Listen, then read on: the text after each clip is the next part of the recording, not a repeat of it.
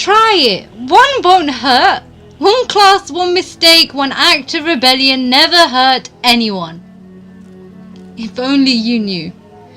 If only you knew the distance from where my flock flew.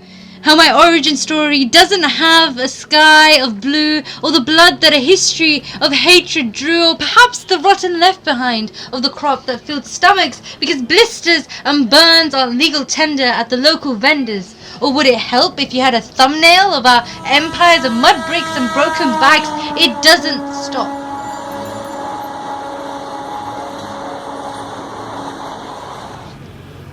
We aren't like the Maharajas and the Tsars. We come from a long line of innocence behind bars. We come from the tears of debtors and side street beggars, from cowpow fires and extinguished desires, from corruption and national consumption.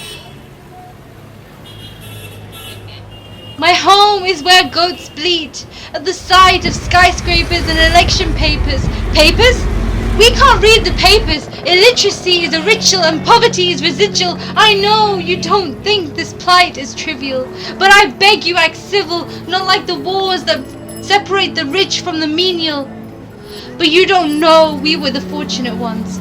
Pebbles weren't plunged into the acid pools of the gut to extinguish an aching hunger, a repetitive rut. Fathers, the farmers wearing pendulums of rope as the clock ticks. This is the mechanism to cope. Simple incisions silence the unpaid interest of their loans, where the landlord said evicts the remaining from their homes.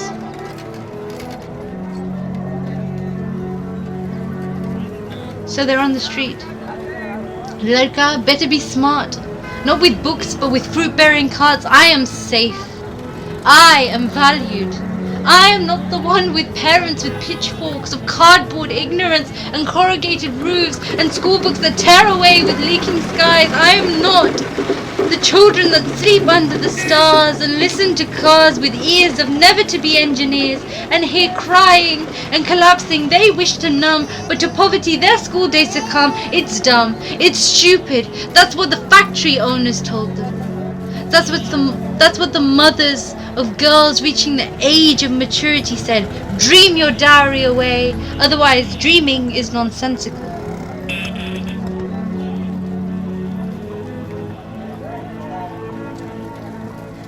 They sent my brothers to Gujarat to plough farms and build matchboxes, and my sisters trapped in Bihar were girls of 7 parts bride and 3 parts waiting to be. I was a college dropout. Sounds pretty edgy up here, but there it's just another birthmark, a commodity for those that are lucky to possess. When Bas cash rules and rotates India, the length of years scribbling at a desk seems pointless.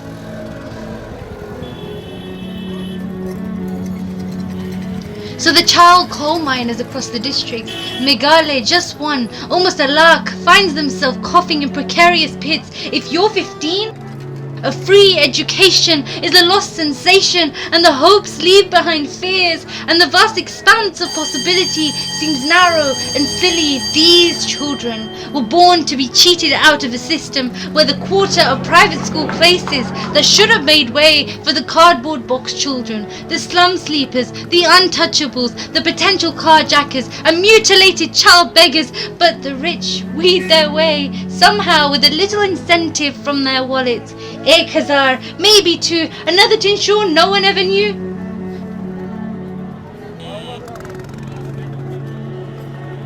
We study books and text about modern inequity.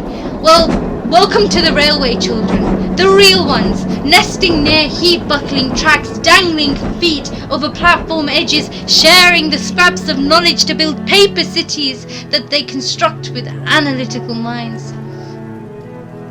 Right to education? You mean right to uncertainty, where children stumble into a band of latency, existing but not quite big enough to see yet. Maybe in a generation or two, when pensions aren't paid, the owners of the hierarchy, the patriarchy, the inequality will raise a hand and acknowledge.